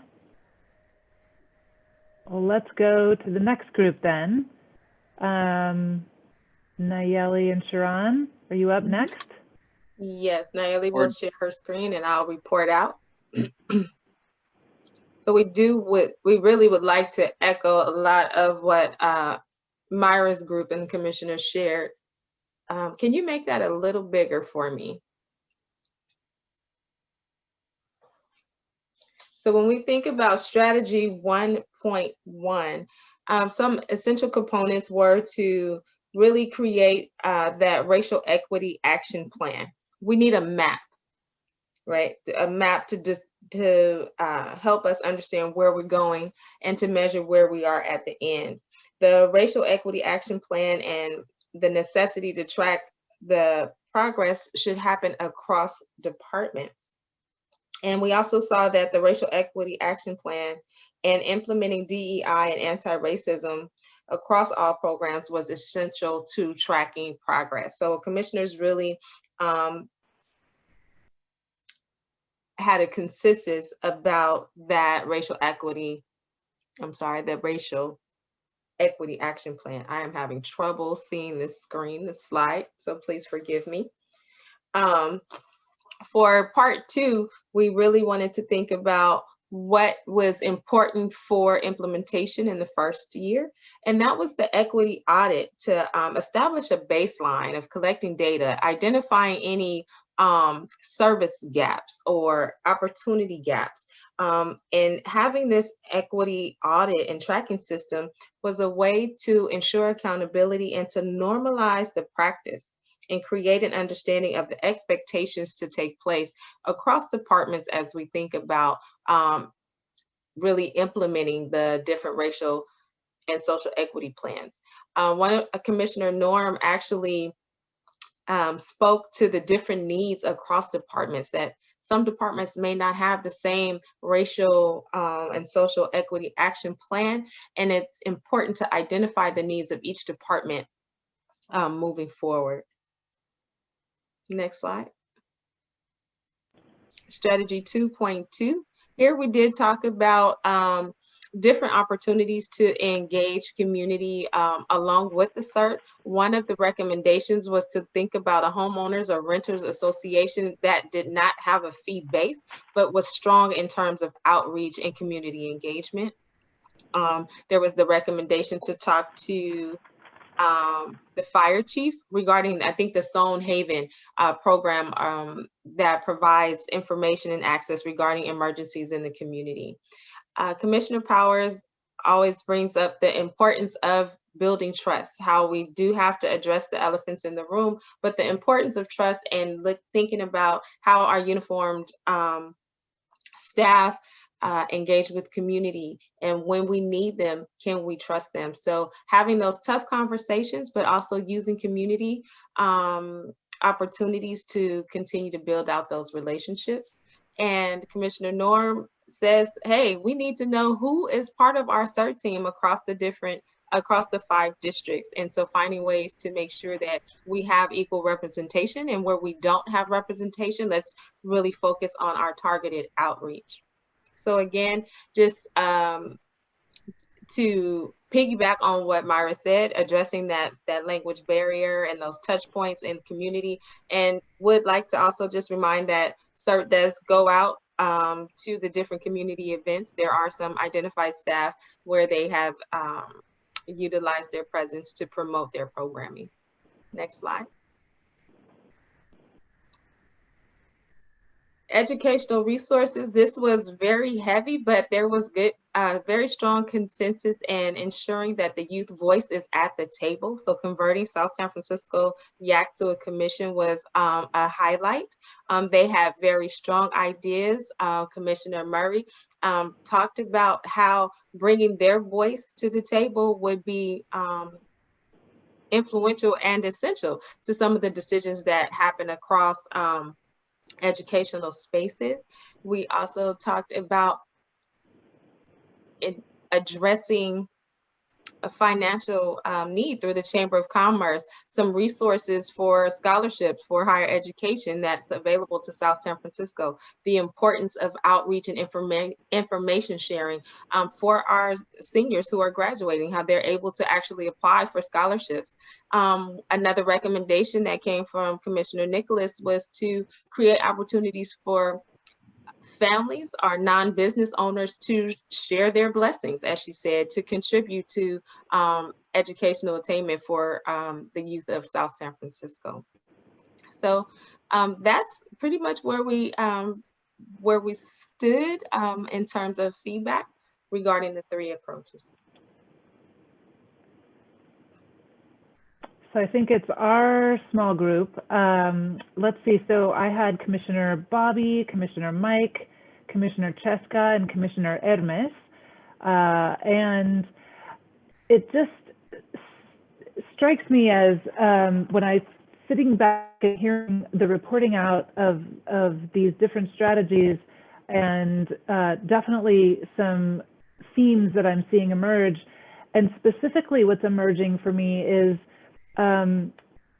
addressing structural racism. So creating systems to make change over time. So that was one of the themes from this particular strategy overall, having a position like an equity and would ensure that that happens over time.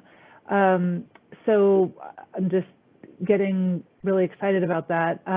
Some of the conversations that we had in our small group focused on how big this position would be. And so just thinking cautiously and carefully about what's possible in the first year, maybe what's possible in the second year.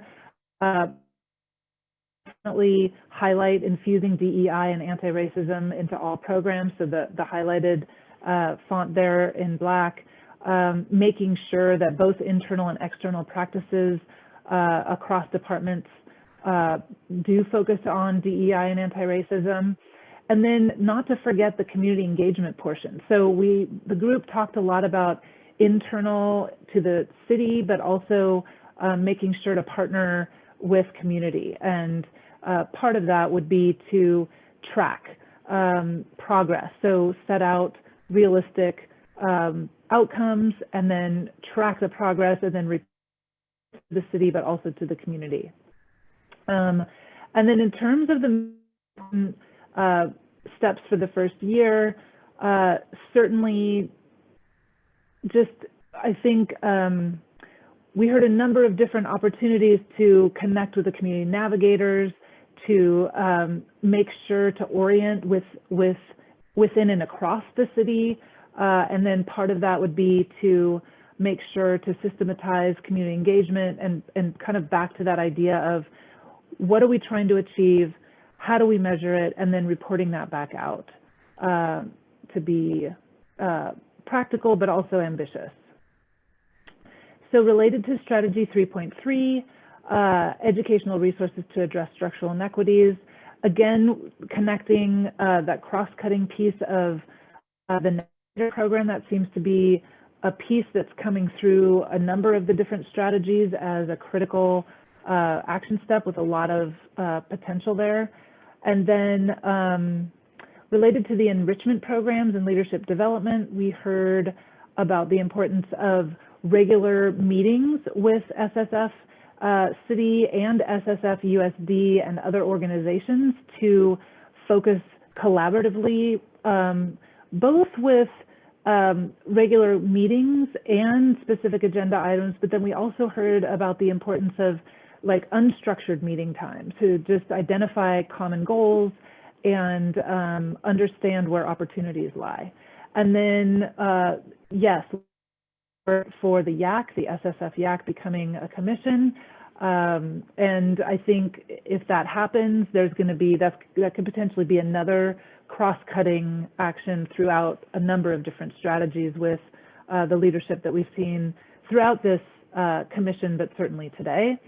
And then talked about the need in Old Town, lifting up some of the themes that we've heard throughout the commission conversation about how to meet the needs of folks in Old Town, and specifically the idea of looking into preschool and pre-K, exploring facilities to expand preschool there, and then also, let's see, building new childcare facility. I think that's everything with that slide. And then related to community cohesion and through community engagement, we said, you know, CERT is an important program. It's probably just a starting point, but also just wanted to point out that there's other possible work that could be happening in addition to CERT. And I don't know, small group members, if you want to add anything that I didn't catch, but lots of good input there. So thanks. All right, so now we wanted to open it up to the public and hear if those of you who haven't had a chance to speak yet from the community, you'll have 1 minute. And we wanted to focus as well on what your considerations or recommendations are to ensure that the strategies that we're thinking about tonight focus on racial and social equity. So with that, if you could indicate with your physical hand or a computer hand, either one, will invite you to chime in.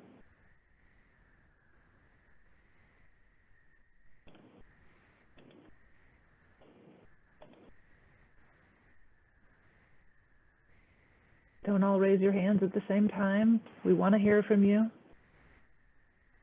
And I just allowed participants to turn on their video in case anyone's having a hard time doing the virtual hand raising. So I know you were not previously allowed to turn on your video, but if you want to make public comment, please do and raise your hand.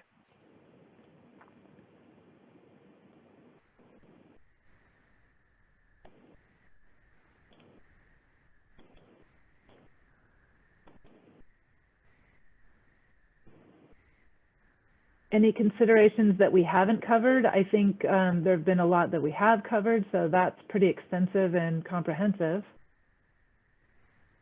Great job, commissioners.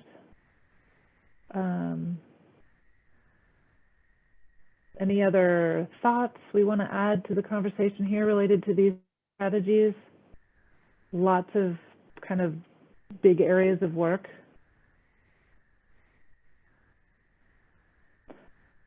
I'm scanning the room, looking to see.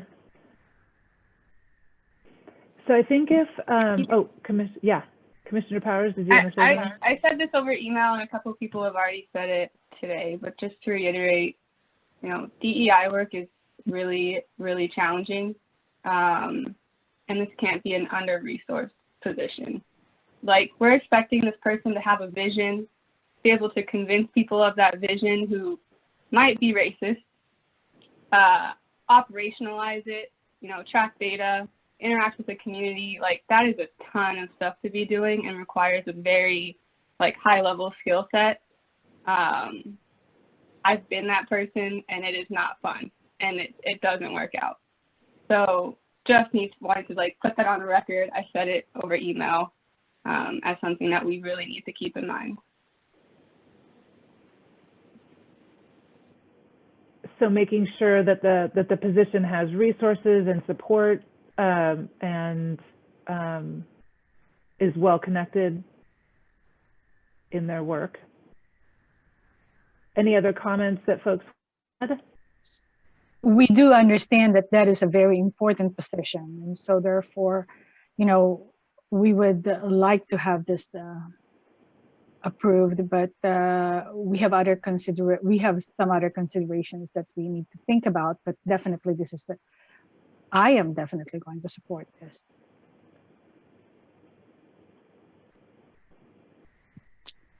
Well, seeing no interest in public comment, I think we can move on to the discussion that obviously has already started. So we'll officially begin our commissioner portion of the discussion. So specifically wanted to open it up to see if there were any additional kind of points, like Commissioner Kayla just mentioned, that we need to make sure to bring forward to ensure racial and social equity are the focus of these strategies. I think many of the points that we made today will be, you know, captured in the implementation plans that we're developing directly from these conversations. But we did want to just step back and give you an opportunity to highlight anything else that's on your mind that will make the case, that will help make the case.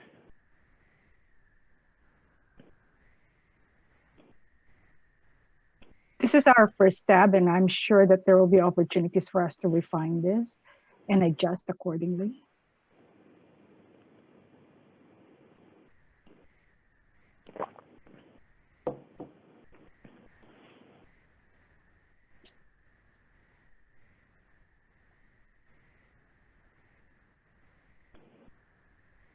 So perhaps we've covered what you came to make sure we heard and thought about today. I think there's been a lot of great participation in the small groups. Just want to leave a few more minutes just in case there's something else that comes forward. Commissioner Edith, it looks like you have your hand up. Yes.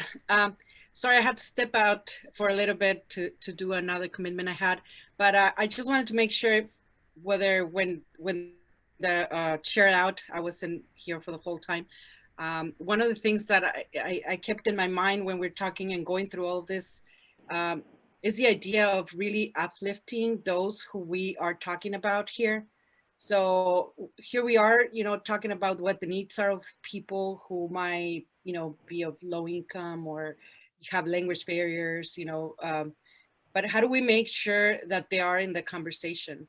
I was thinking intentionally inviting them and having them have a conversation at one point, a certain point of, you know, when these are implemented or before they're implemented or when they're being implemented. One of the things that I noticed is that sometimes these invitations for them to come and participate and be just public comments. At times can be intimidating, you know, other times can be felt like they might not be taking in consideration what they're saying or their ideas or their thoughts or even their feelings. So I just wanted to put it out there that it'll be important at whatever point it's necessary, whether it is when the strategies are trying to be implemented, but really have those community members who are being impacted by these decisions sitting at the table and giving their own, you know, perspective of how they feel, and so that they can share what their needs really are, because we can only see what we see, right? And I think until you're leaving and you have that live experience, you can really express that. So it would be citizens or actually people who are here in South San Francisco. So it's just an idea, I thought. Thank you very much. Definitely take that into consideration. Yeah, Commissioner Bobby. Yeah, I was just going to say that, you know, I am excited at the prospect of having this new position, as well as I'm excited about this sort of new energy around getting the youth involved in this in a meaningful way. And so at the same time, you know, these are, if the liaison position or the director position, whatever we end up calling it, if that is indeed is a person of color in that position, and if we are trying to get more youth involved in decision making, those are two groups that are generally marginalized in our society. So I think we need to be particularly careful and sensitive. And all I've heard from the folks who are working on this, they are expressing that kind of sensitivity, so I want to honor that. But we do have to be very sensitive that when we bring in previously or currently marginalized groups, there is a danger in patronizing them, right? There is a danger in giving them a voice with very little influence. So I think it's particularly important in this work that those folks that are brought into this discussion to make South City better are truly given influence. I think I'm sort of speaking to what Commissioner Kayla was mentioning in her comments. But it's and I think we all get this, but I think I just want to put it out there again, that these folks are going to be leaders in this effort, and we are going to need to listen to them and give them the power and influence to really do their jobs and help everyone do his or her job better. So it's exciting, and it's also, you know, typically these folks aren't invited into the room for certain reasons. And so we're breaking down barriers to get them into the room to lead us. So we have to, some of us may need to resist a certain placement of those people in a hierarchy where they're oftentimes sort of shunted to the side. So it's exciting, and you know, I look forward to some good work being done, but just wanted to raise that that little red flag that we need to look out for. Thank you so much for kind of elaborating on that. I think we've heard that theme quite a lot, and really want to underline the importance behind those words. So thank you.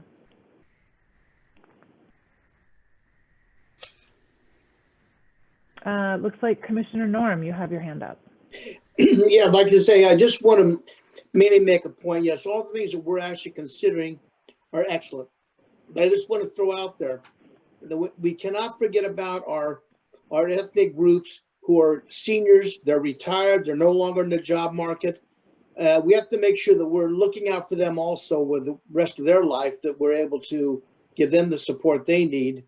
And that's just all I wanted to basically say. The youth is our future. We gotta get that, but don't forget about the seniors. Thank you. Okay. Any other thoughts about the strategies, themes that you're remembering from the small groups, concerns, excitement? I think we've covered quite a lot of territory, so appreciate the breadth of the comments that we've made.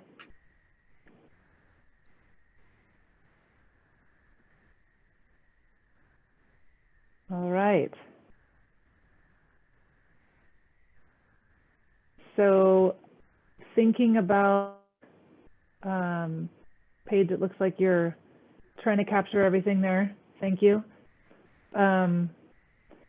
If we don't have other comments, then I think we'll go to next steps.